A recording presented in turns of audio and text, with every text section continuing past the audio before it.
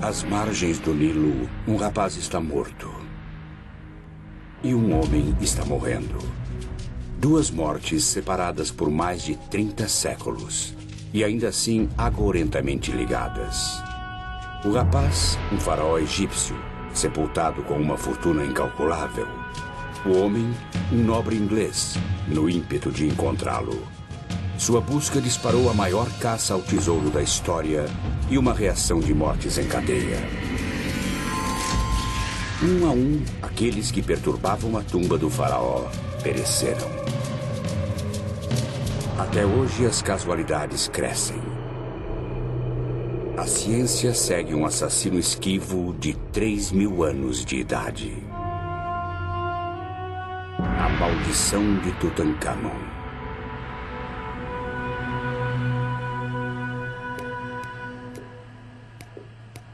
No hospital da Pensilvânia, uma jovem está morrendo de fome. A comida de que ela precisa é oxigênio. Uma simples tosse transformou-se em colapso. Os médicos estão confusos quanto à causa disso. Sem saber, o marido da paciente tem a primeira pista para sua doença desconcertante.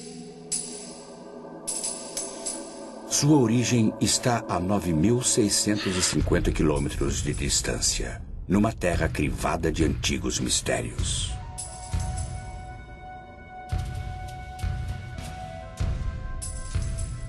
Este é o Vale dos Mortos. Esculpido em rocha está o maior mausoléu do mundo. 1500 anos antes de Cristo, os faraós do Egito foram postos para descansar aqui, no Vale dos Reis. Dizem que deste mundo não se leva nada, mas eles levaram. Cada faraó foi enterrado com o resgate de um rei. Marfim, ébano, ouro. E cada tumba foi camuflada pelo árido deserto. Mas quando os arqueólogos chegaram, séculos depois, encontraram apenas ossos ressecados. Outros estiveram aqui antes. Existe uma cidade inteira em Kurma, perto do Vale dos Reis, com 1000% de ladrões de tumbas, antigamente e agora. E quando eles não conseguem encontrar alguma coisa, eles a falsificam e vendem a você.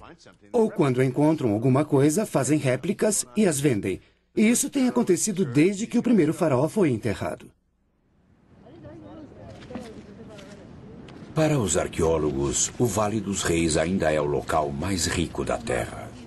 Ainda assim, uma vez acreditaram que ele não escondia mais surpresas. Certamente não é uma tumba rica de um faraó secundário. Sua infância, assim como sua vida, foram curtas. Aos 9 anos, ele assumiu o trono e recebeu uma esposa. 9 anos depois, ele estava morto. Pouco se sabe a respeito. Deixando apenas o invólucro de sua vida, ele sofreu um destino muito pior do que a morte: o esquecimento. 3.000 anos depois, só um punhado de homens sabia o seu nome: Tutancâmon. Um era um igualmente desconhecido arqueólogo chamado Howard Carter. O outro, seu financiador, George Edward Stanhope Molyneux Herbert, o quinto conde de Carnarvon. Pode-se dizer que ele era o Indiana Jones de sua época. Ele estava envolvido em todo tipo de aventuras excitantes, e foi ele quem pilotou um dos primeiros carros de corrida. Ele participou de um rally e teve um acidente terrível sendo lançado para fora do carro. E devido aos seus ferimentos e subsequente má saúde, seus médicos lhe disseram que ele não poderia mais passar o inverno frio e úmido na Inglaterra. Mas naqueles dias, mesmo se você tivesse um resfriado comum e tivesse dinheiro suficiente, o seu médico despacharia você imediatamente para se recuperar no calor seco do Egito. Disso resultou a vinda dele com Carter. E assim começou a grande busca para encontrar a tumba do rei Tut. Um homem comum de poucas posses e um rico lorde eram parceiros improváveis no que os especialistas consideraram ser um tiro no escuro. Foi um tiro no escuro. Era uma época em que não havia detectores de metal e nenhum sonar sofisticado para pesquisar em bolsas ou buracos sob o solo ou areia. Então, foi um tiro no escuro para todos, menos para Howard Carter. Diferente de seus predecessores, Carter metodicamente escavou o Vale dos Reis metro a metro. E encontrou hectares de desapontamento. Logo antes do Natal de 1921, Carnarvon mandou chamar Carter aqui, no castelo Highclere, para dizer a ele que não poderia mais sustentar o que, aparentemente, era um projeto inútil. Carter explicou que faltava pouco a fazer e implorou por mais uma temporada. E Carnarvon concordou, mas deixou absolutamente claro de que esta seria a última temporada.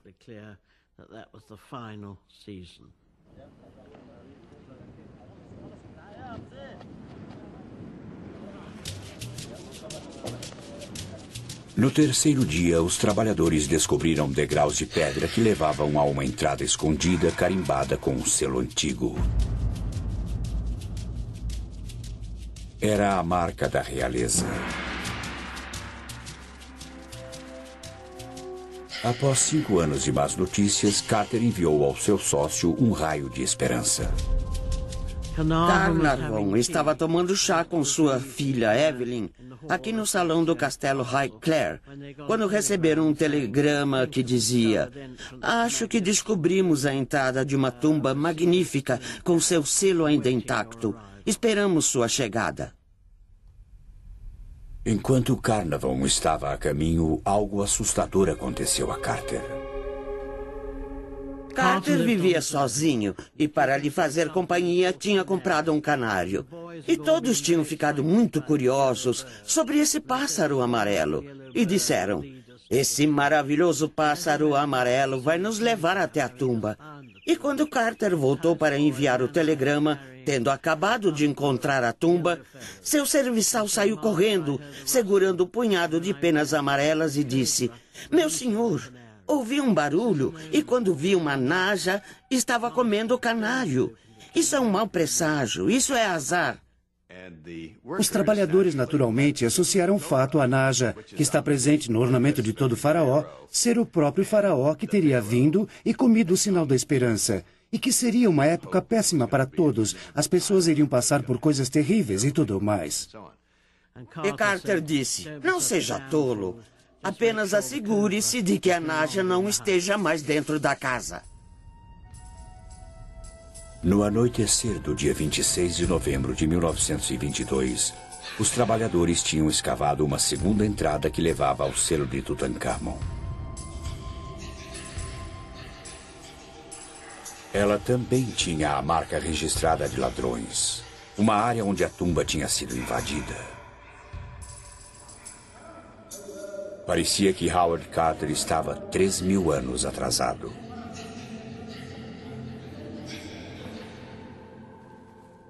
Sozinhos na passagem estavam Lord Carnarvon, sua filha Lady Evelyn Herbert, o assistente de Carter e o próprio Carter. Diante dele, a descoberta de sua vida, ou uma tumba para os seus sonhos. Carter prescrutou na escuridão do outro lado.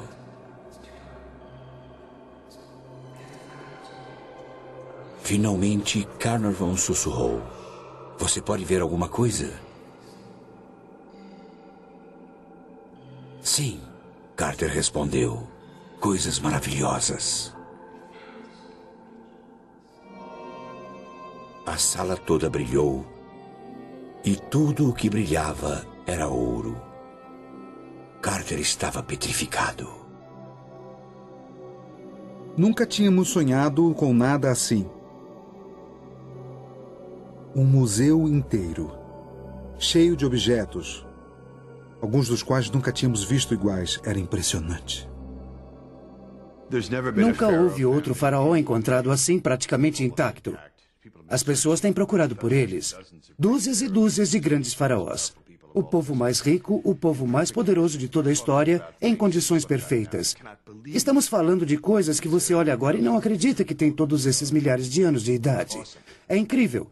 Não posso pensar em outra escavação tão boa quanto esta. Nem consigo imaginar.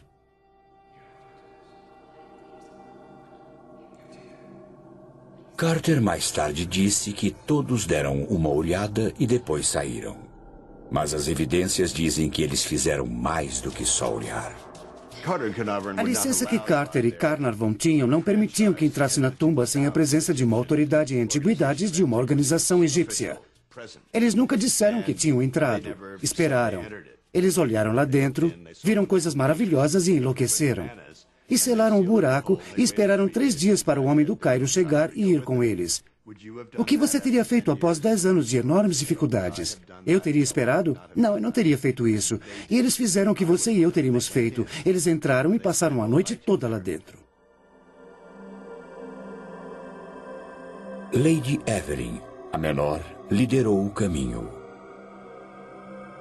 3 homens, uma mulher e, em algum lugar, um rapaz morto. Está escuro. Você está lá dentro. A primeira pessoa em 1000 anos a entrar na tumba de uma pessoa que tinha morrido. Deve ter havido um pouco daquela velha sensação, aquela que se tem no lugar mal assombrado. E também existe o fator medo, porque eles estavam lá dentro ilegalmente. Eles eram como ladrões dos tempos antigos. O lugar estava desarrumado por causa dos ladrões, e 2 bandos de ladrões diferentes tinham entrado lá. E existem alguns indícios de que um dos 2 bandos de ladrões foi apanhado. E se eles foram pegos no ato, tiveram as cabeças cortadas e é só.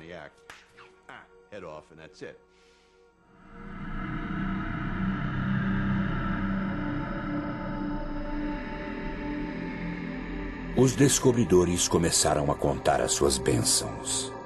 Eles acabariam somando 5.000. A tumba de Tutankhamon foi a maior descoberta da história. Da noite para o dia, Carnarvon, Carter e Tut tornaram-se celebridades.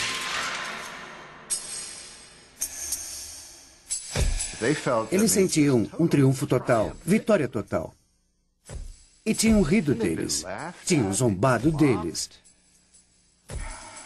Todos sussurravam pelos cantos, eles perderam a cabeça, sabe? E ali estava. A tumba de Tutankhamon também entrou para a história como a primeira escavação preservada nas moderníssimas películas cinematográficas. Este pedaço de celuloide preservou os descobridores. Carter, como foi filmado por Carnarvon. Howard Carter era um astro. Acho que a recompensa pessoal para os arqueólogos, que todos podem ver, é a fama. Após uma grande descoberta, é claro, o público, os jornais, a mídia, a TV, todos irão correr atrás de você. No início, os arqueólogos gostam disso. Mas, no final, a fama não é divertida. Acho que a fama é uma maldição. Inebriados pelo sucesso, os descobridores cometeram um erro profético. A tumba de Tutankhamon iria se tornar uma das maiores histórias da história. Mas, para compensar suas despesas, Lord Carnarvon vendeu os direitos exclusivos para um jornal. O jornal foi o London Times. Esse era o jornal dos cavalheiros, era o jornal da nobreza. Ele assinou um acordo com eles, o que lhe causou um infindável pesar. Foi uma coisa idiota de se fazer, mas de qualquer modo ele fez. Carter viveria para lamentar o erro. Carnarvon, não.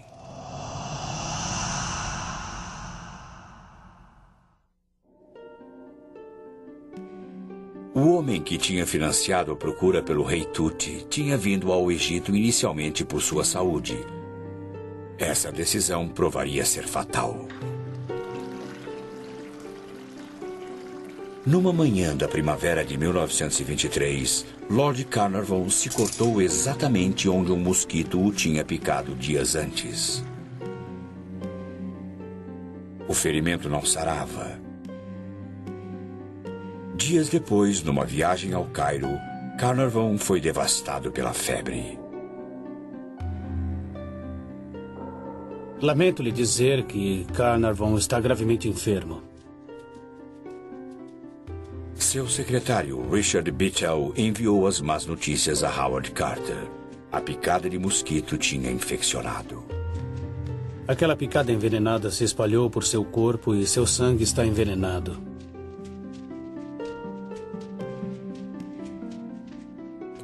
Enquanto a febre se transformava em calafrios, a preocupação de Bittell se transformava em medo. Ele notificou a esposa de Carnarvon na Inglaterra, que imediatamente convocou um especialista e voou para o Cairo. O quadro de Carnarvon era irreversível.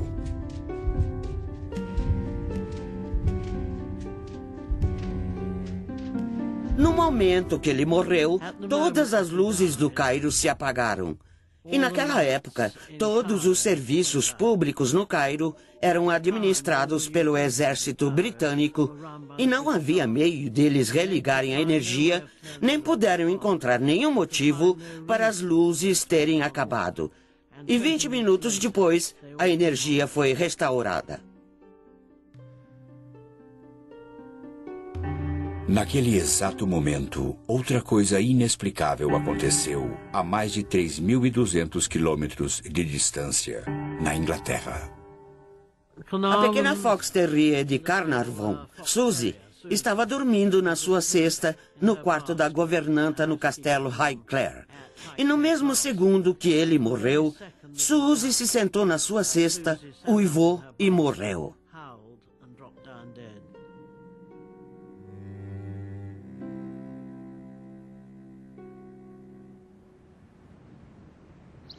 Lady Evelyn enterrou seu pai num morro que dá vista para seu amado Highclere. Ela também pôs sua aventura egípcia para descansar.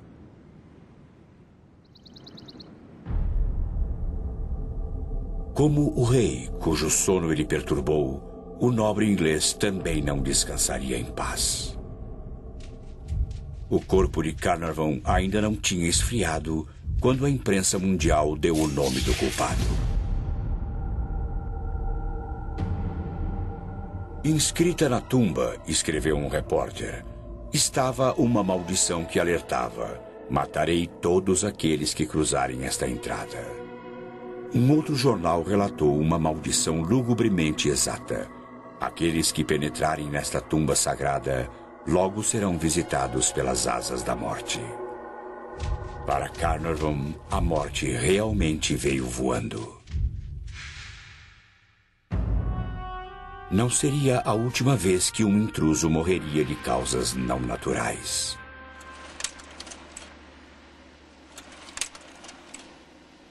Seria a nossa lua de mel, porque não tivemos uma quando nos casamos. Entre os visitantes da tumba de Tut em 1995 estavam Gary Manson e sua esposa Cheryl. Para Cheryl, uma estudante de História da Arte, era a viagem de uma vida. Todos que conhecíamos sabiam que íamos para lá. Quando falava com alguém, a primeira coisa que dizia é que ia viajar até lá. As paisagens a impressionavam tanto que apenas vê-las não era o bastante. Estávamos descendo até as tumbas e olhando para as pinturas azuis escuras e vermelhas. Ela se inclinou para frente e estava olhando uma pintura muito de perto. Ergueu a mão até a pintura e aí tocou-a. Esfregou o dedo na tinta e o guia viu e gritou com ela.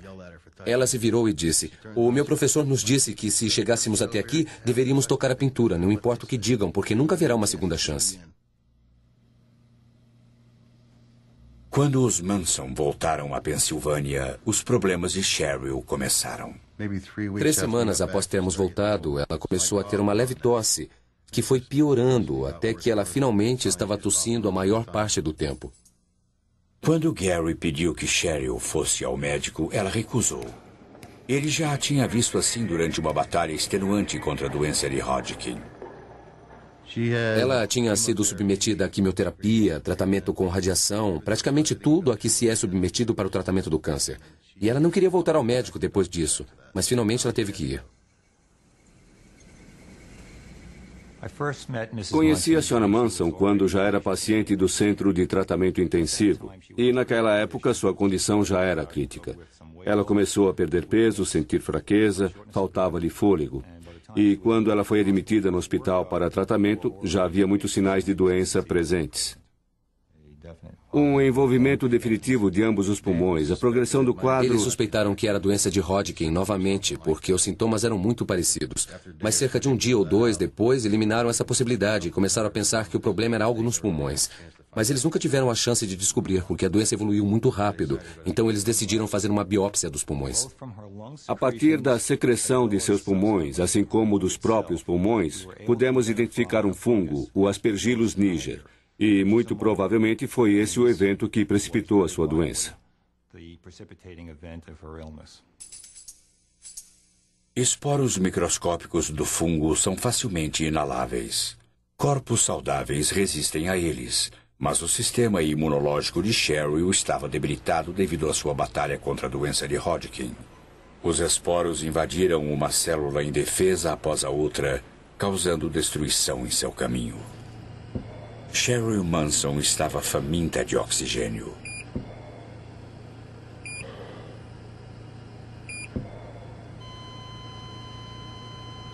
Dez dias após ela ter dado entrada no hospital, seus pulmões falharam. Ela tinha 38 anos de idade. Mas o caso ainda não estava fechado. O mistério era a cena do crime. Onde Cheryl Manson encontrou seu assassino?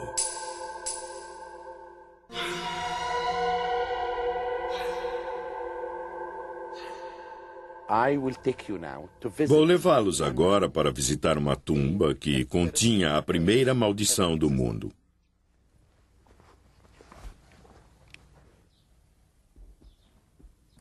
Esta é a tumba de Hesse. Ela data de mais de 4.000 anos. E na entrada da tumba existe a inscrição de uma maldição muito interessante. Todos os egípcios, de faraós a camponeses, guardavam suas tumbas com encantamentos e maldições. Mas para qualquer um que penetrar na sua tumba... David Silverman é professor de egiptologia na Universidade da Pensilvânia. Ele já traduziu dúzias de maldições antigas, incluindo a maldição de Hesse, de 4.000 anos. A maldição é uma interdição a qualquer um que entre na tumba e que tenha comido um determinado alimento proibido, como carne de porco ou peixe. Algo impuro ou algo impuro ligado à sua alma. Ou que tenha cometido um ato de impureza sexual, neste caso, adultério. E frequentemente ele fazia amor com todas as mulheres. E se isso acontecia, o indivíduo então podia ser punido na sua vida atual ou no pós-vida. Assim ele seria julgado perante o grande Deus. Para o professor Silverman, nem toda maldição é acadêmica. Recebi um telefonema de um médico e ele me contou essa história muito interessante e muito infeliz sobre uma mulher que tinha ido com seu marido ao Egito e tinha entrado na tumba do rei Tut. E lá ela acabou pegando um fungo. Na época, sabíamos que tínhamos isolado o Aspergillus niger das amostras que colhemos da Sra. Manson e também sabíamos sobre a sua viagem. Tinha que ter pego algo lá. Então, o que tínhamos de descobrir era se esse fungo também estava presente nas tumbas que ela tinha visitado. É o único lugar de onde podia ter vindo. Assim, telefonamos ao Departamento de Egiptologia da Universidade da Pensilvânia. Eles estavam imaginando que isso tinha algo a ver com a maldição.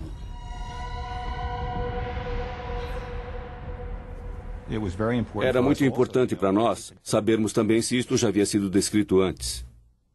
Havia. Em 1923, 2 homens tiveram morte súbita após visitarem a tumba de Tut. O que os médicos chamaram de febre foi anunciado como a maldição de Tutankhamon. Mais 2 mortes súbitas se seguiram.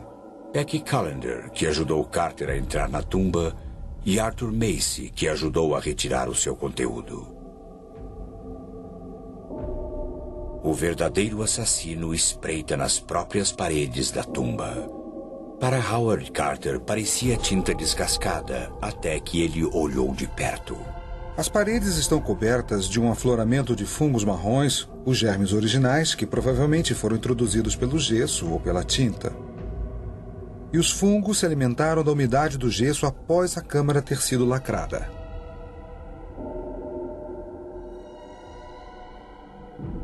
O fungo é o Aspergillus niger.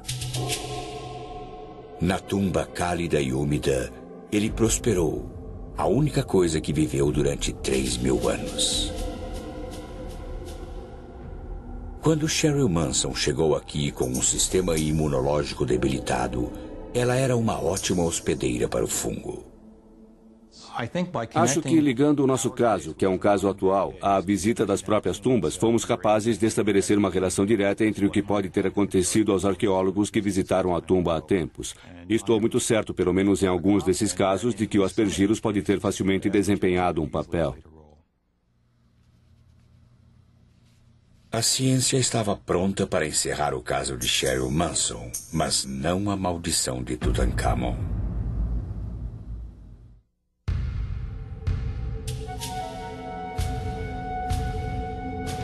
11 de novembro de 1925. No Vale dos Reis do Egito, um rapaz que morreu mais de 1000 anos antes de Cristo está para ressuscitar.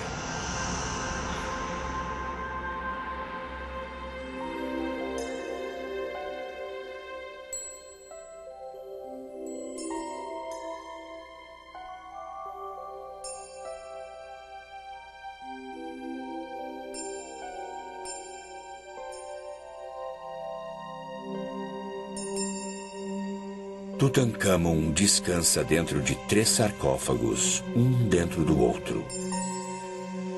O mais profundo é de quase 136 quilos de ouro maciço.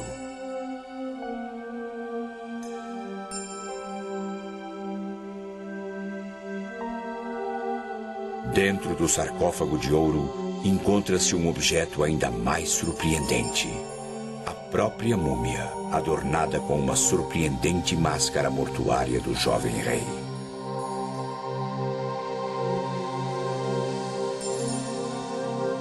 Como representação da figura humana, só algumas das grandes estátuas podem ser comparadas ao seu brilho. Só a máscara de ouro é um dos mais belos objetos de toda a história da humanidade, não só a egípcia.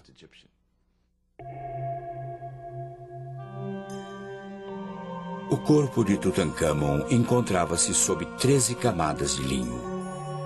Enquanto Howard Carter as retirava, ele descobriu os preciosos amuletos escondidos no corpo para afastar o mal. Com o passar dos séculos, as resinas e óleos usados para mumificar o corpo tinham se transformado em cola. Para recuperar os amuletos, Carter realizou uma operação radical. Ele cortou o corpo.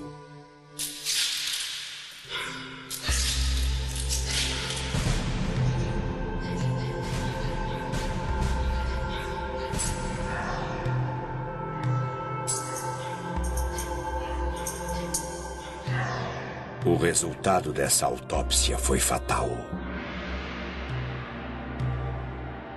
Em 14 dias, 2 participantes do grupo morreram.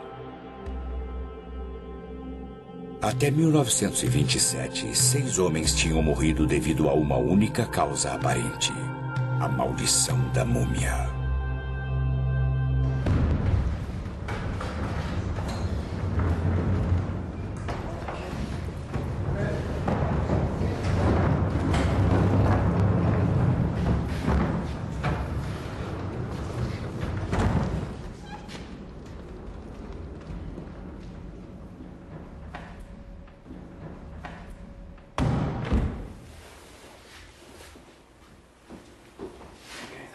Esta é uma máscara muito bem preservada. Aqui se pode ver os cílios de cobre em volta dos olhos de pedras preciosas. A doutora Rosalie David é a rainha das múmias. Como curadora de egiptologia para o Museu Universitário de Manchester, na Inglaterra, ela já realizou autópsias em 35 múmias, mais do que qualquer um. Ela também foi pioneira no método de fazê-lo sem destruir as múmias. Temos aqui a múmia de uma senhora de idade. Usando raios-x e endoscópios, penetramos por orifícios já existentes e colhemos amostras de tecidos que podemos usar para identificação para o DNA. Também esperamos que, no futuro, possamos detectar DNA viral e bacteriano nas múmias.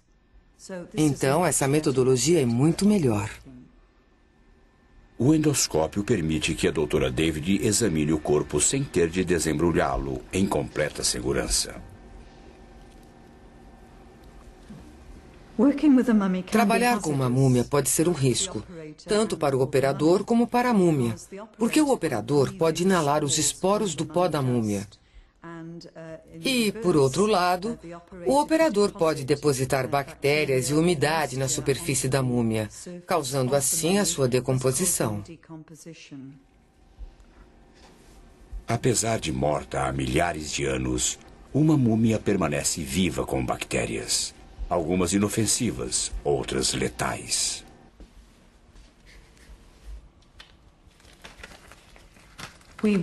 Usamos roupas protetoras quando trabalhamos com as múmias, e isso nos protege contra os esporos de fungos. Rosalie David conhece a verdadeira sorte daqueles que perturbaram os ossos de Tutankhamon.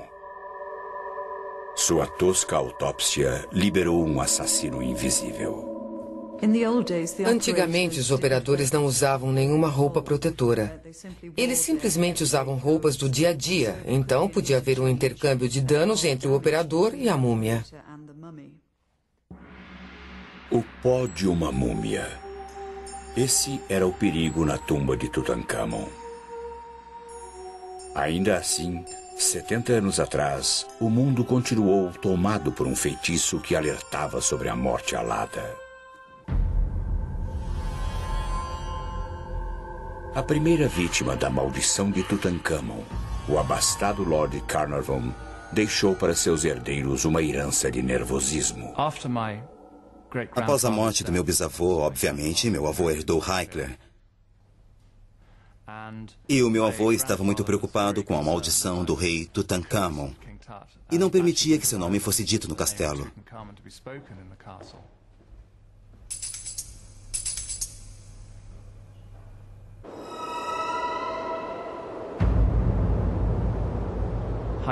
O castelo Hickler, numa noite fria de inverno, pode ser bastante assustador. E se somar a isso a alegada maldição de um faraó, você pode ficar bastante assustado. Muito depois do meu avô ter morrido, tivemos que fazer um inventário do castelo. E é claro, sendo um lugar tão grande, isso levou bastante tempo e finalmente foi terminado. Estávamos reunidos aqui, em família, com Robert Taylor, o mordomo do meu avô, que era um dos grandes mordomos britânicos. E meu pai virou-se para Robert Taylor e disse: "Bem, graças a Deus tudo acabou, Robert." E Robert Taylor virou-se para meu pai e disse: "Bem, senhor, tudo menos aquelas coisas egípcias." Como você pode imaginar, todos nós ficamos absolutamente surpresos com esse comentário e dissemos: "Bem, que coisas egípcias são essas?" E ele disse: "Bem, se me seguirem, mostrarei a vocês os armários secretos."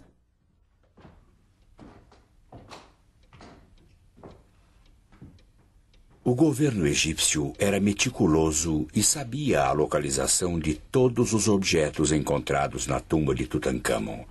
Ainda assim, 17 pequenos artefatos tinham sido contrabandeados. Carter e Carnarvon acharam o fascínio do tesouro irresistível. Poucos no lugar deles não achariam. O homem que encontrou a tumba de Tutankhamon estava entre os poucos que escaparam de sua maldição, ou quase.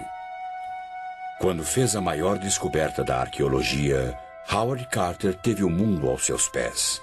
E então, ele tropeçou. Ele tinha o meio ambiente. Ele tinha as tempestades de pó. Seu bom amigo Carnarvon estava morto. Ele estava sendo muito pressionado pelos egípcios. Estava sob enorme pressão da imprensa que não teve acesso à história. Ele tinha um espaço muito pequeno para trabalhar. Estava enlouquecendo, estava irritado. De qualquer modo, seu temperamento era explosivo. Howard Carter chegou ao limite. Ele não aguentou mais e enlouqueceu.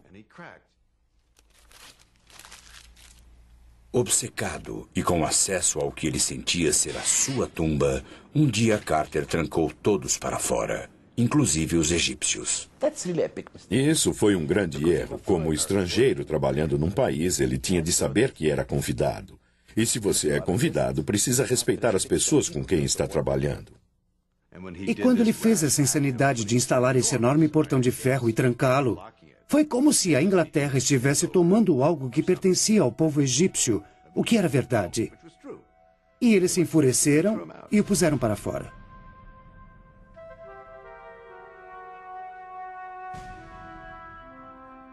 Após um ano de exílio, permitiram que Carter retornasse, mas a um preço terrível.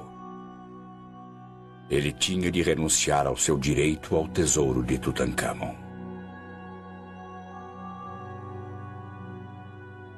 O destino o poupou para viver dia após dia com o tesouro que ele encontrou, mas que nunca poderia possuir. Talvez a maldição definitiva.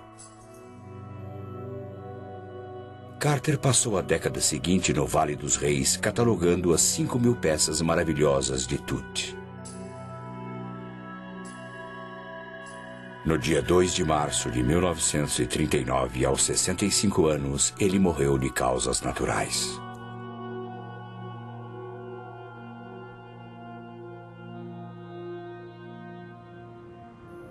Como a tumba de Tutankhamon, o túmulo de Carter é guardado por asas.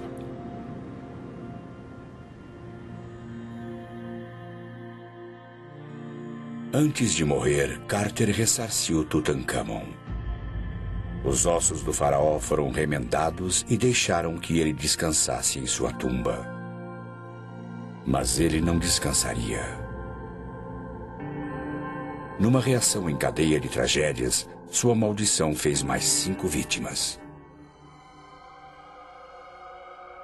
Primeiro, Lady Carnarvon morreu subitamente vítima de uma picada de inseto, como seu marido. Então, Richard Bichel, o secretário de Lord Carnarvon, morreu misteriosamente enquanto dormia. 3 meses depois, o pai de Bichel, Lord Westbury, lançou-se para a morte do 7º andar de um edifício. Ele deixou um bilhete culpando a maldição do rei Tut pela morte de seu filho. A caminho do cemitério, o carro fúnebre de Lord Westbury atingiu um garoto de 8 anos. No exato momento da morte do garoto, morreu também um funcionário do Museu Britânico, cujo campo era a egiptologia. Durante 3 décadas, a maldição ficou adormecida, até a última vez que o sono de Tutankhamon foi perturbado.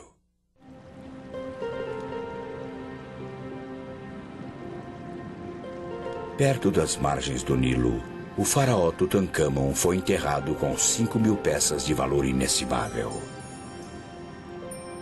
Seus tesouros reais deveriam acompanhá-lo na sua jornada para o pós-vida. Em vez disso, eles fizeram um desvio. Na década de 70, o Egito cedeu a uma exigência popular e enviou muitas das relíquias de Tut numa turnê mundial. O diretor de antiguidades do Egito sonhou que morreria se os tesouros deixassem o país. 3 meses depois, num acidente de carro, ele foi a 25ª vítima da maldição de Tut. No mesmo dia em que a máscara de Tut foi preparada para ser levada a Londres, uma autoridade egípcia que zombou da maldição morreu de ataque cardíaco. Entre os excursionistas, quando o tesouro chegou a Londres, estava Lady Evelyn Herbert, a primeira pessoa a entrar na tumba de Tut. Minha mãe nunca tinha visto o sarcófago principal, porque não tinha chegado àquela câmara em especial antes do pai dela morrer. Na época da exposição londrina, as TVs e rádios telefonavam para minha mãe e diziam: "Fale-nos sobre a maldição." E ela ria e dizia: "Bom, eu estou viva e bem aos 70 anos e não acredito nela."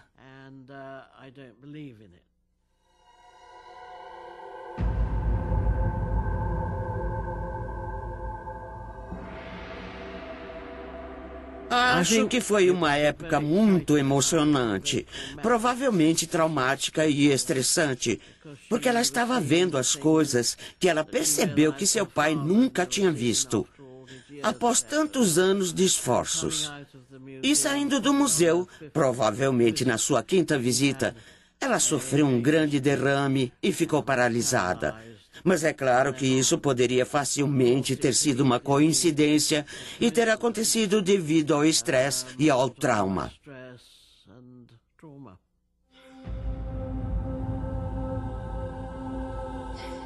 A coincidência conseguiu explicar a morte da maioria das vítimas da maldição de Tut. Para explicar as outras, a ciência voltou para dar uma olhada mais de perto.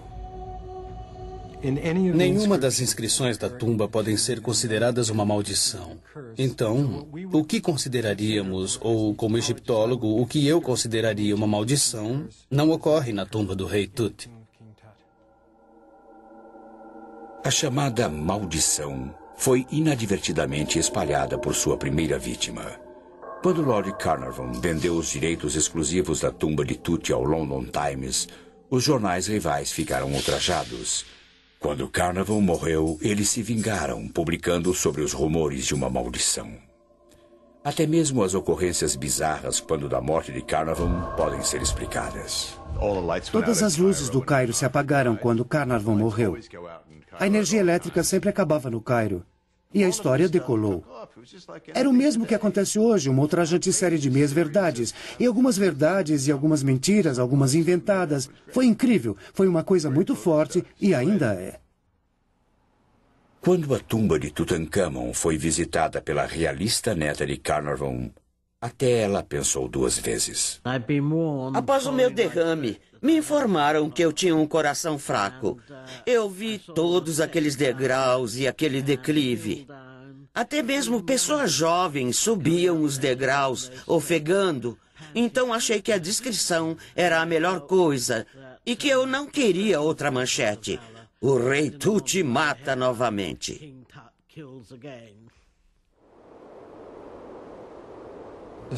O filho de Lord Carnarvon disse que ele realmente não acreditava na maldição, mas também disse que não havia maneira de explicar muitas das coisas que aconteciam, e isso tem mantido a maldição viva.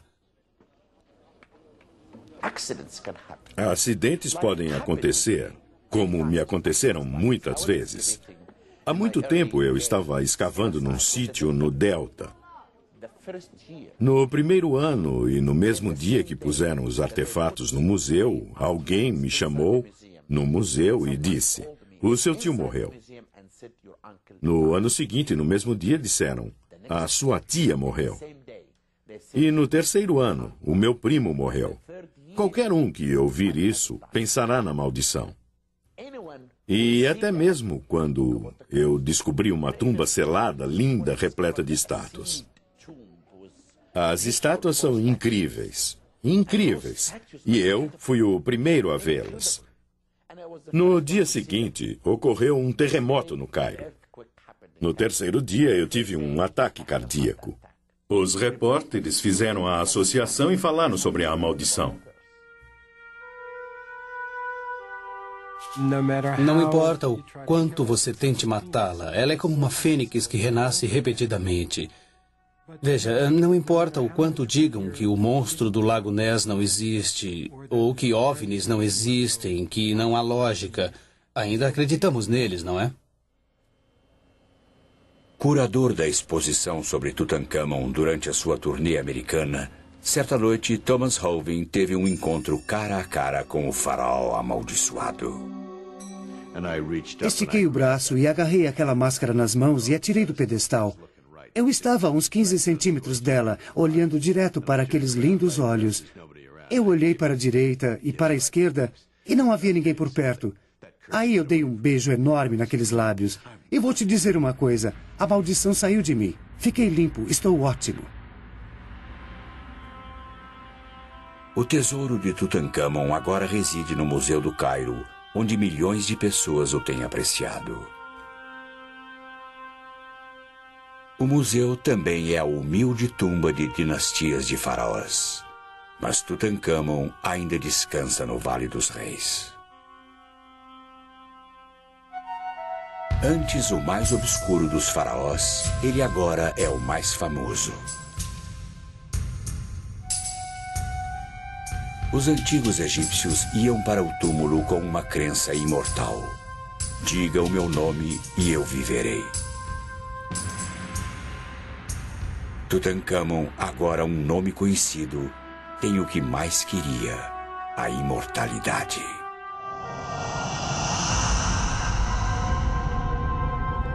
Ele deve a imortalidade aos mesmos homens que perturbaram a sua tumba.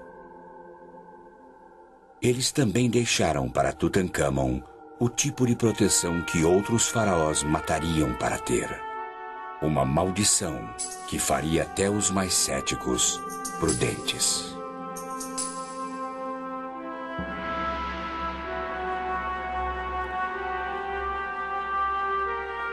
Versão brasileira, Tempo Filmes, São Paulo.